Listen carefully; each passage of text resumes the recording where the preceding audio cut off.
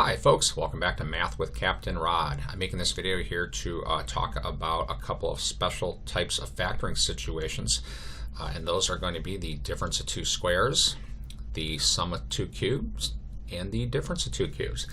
So the difference of two squares, like a squared minus b squared, factors into a minus b times a plus b. You can see that if you FOIL this thing on the right. You know, when we multiply this, the first term, there's your a squared.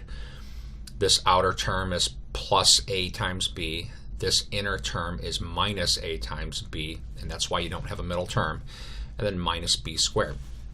So anything that looks like this is factored quite easily. Examples of polynomials that look like that, well, like x squared minus 4, or maybe 9 minus y squared. These would be examples of polynomials that would factor using this approach. Now, sum of two cubes. All right, so the sum of two cubes also factors, and it factors according to the following formula here. So example of what the sum of two cubes would look like. Well, something like, we'll just start with x cubed plus y cubed. There's the sum of two cubes. Or maybe 8x cubed plus y cubed. In this case, 8x cubed is still a perfect cube because 8 can be written as 2 cubed. So we can think of this as 2x, the quantity cubed, plus y cubed. I'm sorry, that was supposed to be a 3, not a 2. All right, so polynomials that look like this, we would apply this formula. And the same thing here with polynomials with a difference between them. So something like x cubed minus y cubed can be factored using this formula. Or 8x cubed minus y cubed, again, can be factored using this formula. Now, the one thing I'd like to point out is that when you're dealing with cubes, you know, a cubed plus b cubed factors, a cubed minus b cubed factors, that seems to suggest that perhaps there's a formula for factoring things that look like a squared plus b squared. Well, there's not. A squared plus b squared. Polynomials that look like this do not factor, so don't even try. So, all right, what I'm going to do now is go through some examples here. And they'll be kind of short examples. So, example 1 here, this animal, this 81x squared minus 1. Well, one thing to recognize, again, there's no middle term. There's no something x.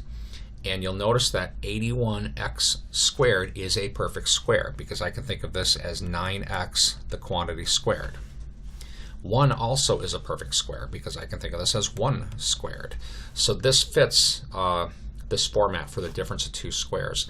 So this is going to factor into 9x minus 1 and 9x plus 1. And that's done. All right, let's take a look at this guy. 27x to the third minus 125. So one thing to notice here, all right, 27. Well, 3 times 3 is 9. Times another 3 is 27. So 27 is equal to 3 cubed. So we can think of this guy as 3x cubed. That would give me this term right here. Minus, okay, 125. Well, 5 times 5 is 25. Multiply by another 5, you get 125.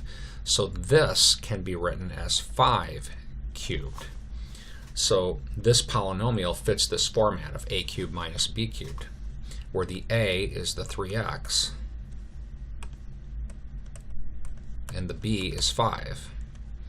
So this is going to factor, following this formula here, into 3x minus 5 for this term, times the quantity, okay, a squared, so I look at my a, 9x squared by the time we square it, plus a times b. And I'll go ahead and write this out. That's going to be 3x times 5 plus b squared. So that's going to be plus 25. And we can, of course, do a short simplification here. 3x minus 5 times 9x squared plus 15x plus 25. And This is now factored. So intention of this video is just to be kind of a short introduction into factoring polynomials of these formats. I think I'll save more examples for a separate video. I hope this helps. Have a great day.